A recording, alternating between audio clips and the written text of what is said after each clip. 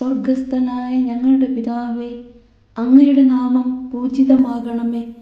അങ്ങയുടെ രാജ്യം വരേണമേ. അങ്ങയുടെ തിരുമനസ് സ്വർഗത്തിലെ പോലെ ഭൂമിയിലുമാകണമേ. അന്നു വേണ്ടുന്ന ആഹാരം ഇന്ന് ഞങ്ങൾക്ക് തരണമേ. ഞങ്ങളോട് തെറ്റ് ചെയ്യുന്നവരോട് ഞങ്ങൾ ക്ഷമിക്കുന്നത് പോലെ ഞങ്ങളുടെ തെറ്റുകൾ ഞങ്ങളോടും ക്ഷമിക്കണമേ. ഞങ്ങളെ പ്രലോഭനത്തിൽ ഉൾപ്പെടുത്തരുത്, തിന്മയിൽ നിന്നും ഞങ്ങളെ രക്ഷിക്കണമേ.